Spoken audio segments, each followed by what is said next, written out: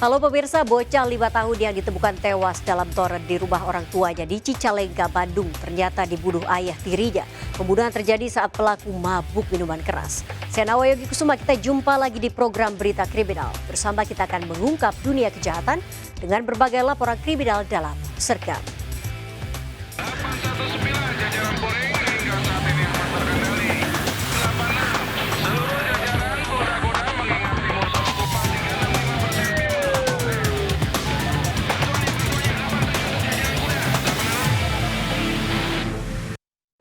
Pemirsa, diduga korsleting listrik sejumlah rumah di permukiman padat penduduk kota Medan terbakar.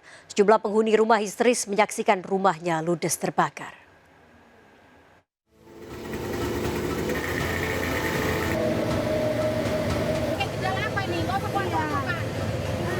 Jan Peterson Andre Saragih 40 tahun terus menangis dan nyaris pingsan mengetahui rumahnya ludes terbakar.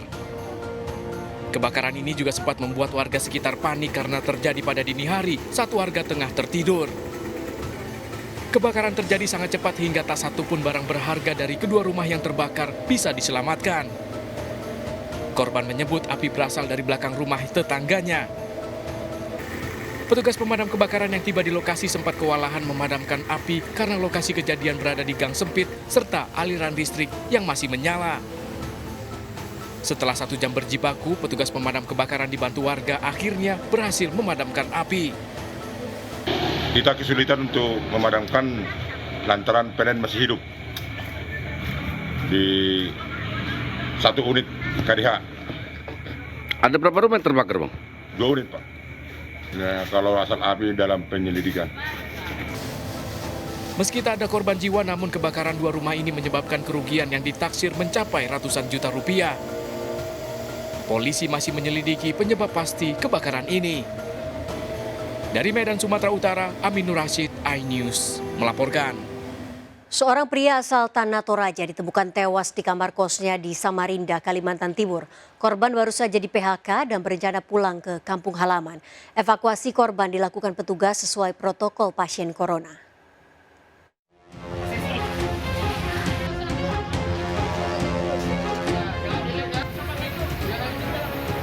Tim Inafis Polresta Samarinda datang dengan pakaian APD untuk melakukan evakuasi jasad seorang pria. Pria bernama Adi Ahmad, 29 tahun, ditemukan tewas di kamar kosnya di Jalan Raudah, Teluk Lerong Ilir, Samarinda Ulu. Kematian Adi Ahmad pertama kali diketahui oleh pemilik rumah kos yang hendak mengantarkan makanan. Warga sekitar pun terkejut karena sebelumnya perantau asal Tanah Toraja itu masih sempat beraktivitas. Kerjanya di Big Mall, terus kena PHK dia. Jadi sementara ini beberapa bulan ini tidak ada kerja dia. Oh, nganggur beberapa bulan ini. Selama corona ini dia nganggur, Pak, ya? Iya. Korban Adi Ahmad belum lama di PHK. Korban pun berencana pulang ke kampung halamannya. Evakuasi korban dilakukan dengan prosedur COVID-19. Polisi membawa jasad Adi Ahmad ke Rumah Sakit Abdul Wahab Syahrani untuk mengetahui penyebab pasti kematiannya. Dari Samarinda, Kalimantan Timur, Fuji Mustopat melaporkan. Pemirsa, diduga terlibat tawuran, seorang anggota geng motor di Medan, Sumatera Utara ditemukan tewas mengenaskan di pinggir jalan. Diduga korban tewas usai terlibat tawuran antara kelompok geng motor dengan warga.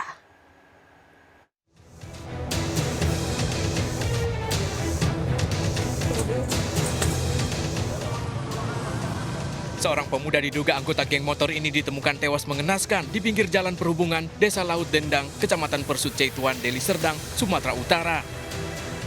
Korban yang belum diketahui identitasnya diduga menjadi korban usai terjadi bentrok antara geng motor dengan warga di kawasan jembatan tol Bel Merah. Saat diidentifikasi, petugas menemukan sejumlah luka akibat senjata tajam di tubuh korban. Dari penyisiran di sekitar lokasi, petugas menemukan anak panah yang diduga digunakan saat tawuran dan sepeda motor yang dibakar milik anggota geng motor. Sebangsa geng-geng motor itu. Tawuran mereka. Jadi sempat lari kemari mereka? Iya. Awalnya kemari dulu. Geng motor baru kan orang itu.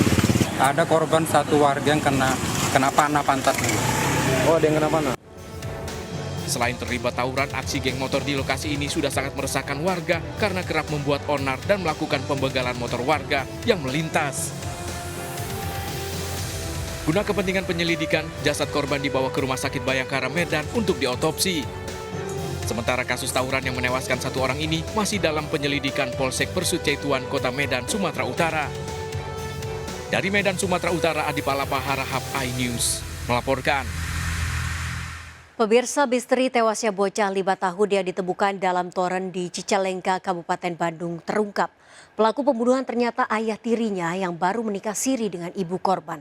Pelaku mengaku kesal dengan ucapan kasar korban dan saat kejadian pelaku sedang mabuk minuman keras.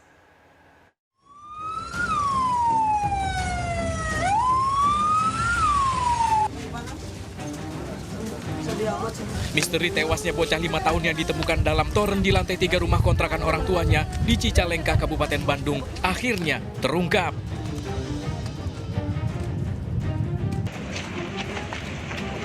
Bocah ini ternyata dibunuh oleh Hamid, ayah tirinya sendiri. Pelaku telah ditetapkan sebagai tersangka pembunuhan. Penetapan tersangka setelah polisi menemukan kejanggalan dalam kasus ini.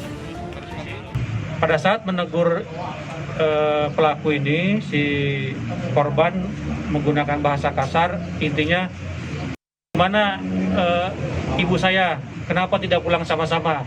Karena merasa tersinggung, kemudian dalam kondisi mabuk.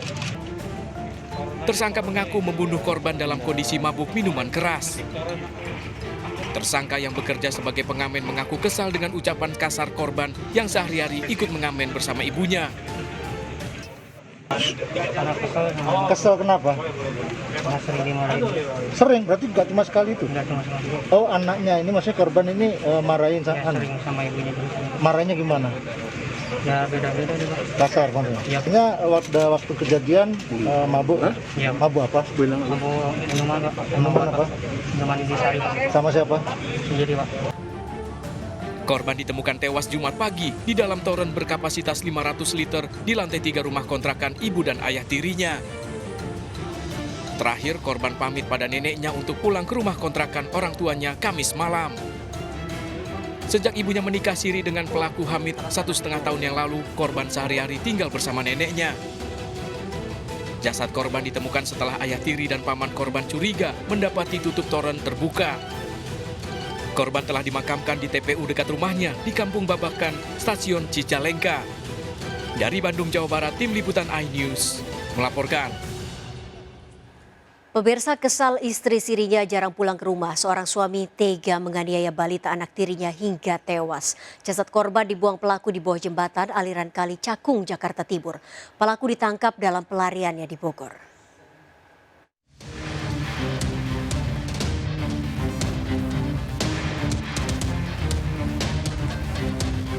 Cece Suhandi alias Sidup, 32 tahun, pelaku pembunuhan terhadap anak tirinya yang terjadi 2 pekan lalu di Cakung, Jakarta Timur, akhirnya diringkus Satreskrim Polres Metro, Jakarta Timur.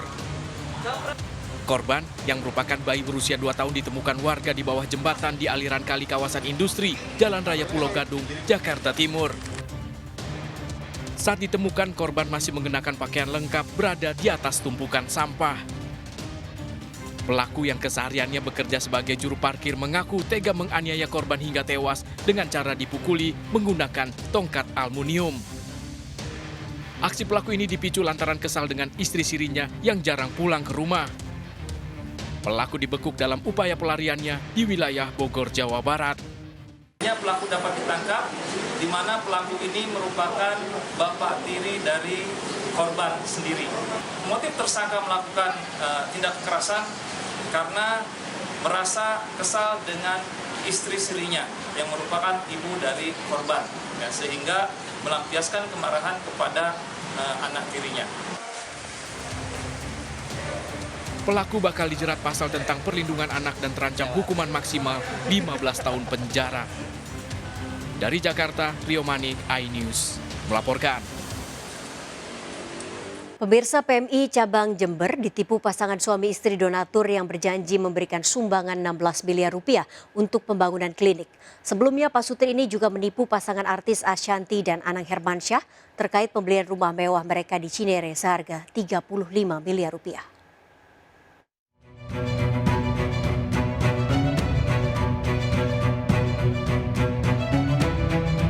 Artis Ashanty dan anak korban penipuan yang dilakukan pasangan suami istri SL dan RHN. Pasutri yang mengaku sultan asal Jember keturunan Malaysia ini berani membeli rumah Ashanty dan Anang di Cinere seharga 35 miliar rupiah tanpa ditawar. Keduanya juga berjanji akan menanggung seluruh pajak transaksi rumah. Ternyata saat ditelusuri, suami istri yang dianggap crazy rich ini hanyalah penipu ulung. Pak Mana itu depo dan mereka ternyata bukan suami istri katanya. Nah, udah aku voice note terus, dia malah mau mundurin bayarannya nih, sebentar. Kita tetap ya, maksudnya saya tetap seperti yang kita omongkan. Ya, emang mungkin saya nggak pernah mencari-cari tahu, tapi orang yang sayang sama saya datang. Satu orang Jember pas lihat saya posting foto ibu, wah Mbak, jangan Mbak, itu lagi dicari sama DPO Jawa Timur. Kenapa? Karena ngasih sumbangan palsu ke PMI. Kemarin saya punya teman namanya Mbak Tisa, ibunya juga korbannya ibu. Tak hanya Ashanty dan Anang, pasangan suami istri SL dan RHN juga mengelabui PMI Jember. Keduanya yang mengaku pengusaha tambang dari Papua dan Jember menjanjikan uang sumbangan 16 miliar rupiah untuk pembangunan klinik dan kebutuhan sarana dan prasarana di kantor PMI Jember. Disaksikan Ketua PMI Jember dan Jawa Timur serta Bupati Jember, Pasutri ini menyerahkan papan simbolis sumbangan uang 200 miliar rupiah serta lahan seluas 6.500 meter persegi untuk kantor PMI Jawa Timur.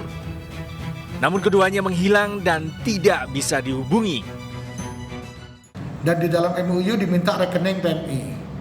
Nah, dari waktu dan tanggal yang dijanjikan sampai hari ini tidak ada lagi realisasi dan tidak ada lagi komunikasi dari orang tersebut. Sehingga PMI Jember sampai saat ini tidak pernah menerima bantuan itu. Meski diduga telah melakukan kebohongan, PMI Jember tidak melaporkan SL dan RHN kerana hukum karena tidak dirugikan dalam bentuk materi. Tim Liputan iNews melaporkan. Pemirsa, awasi anak saat bermain. Seorang bocah tenggelam saat asik bermain bersama temannya di pesisir laut kawasan Bahtera Jaya, Pademangan, Jakarta Utara. Jasad bocah ini ditemukan setelah SAR mengerahkan 2 penyelam profesional.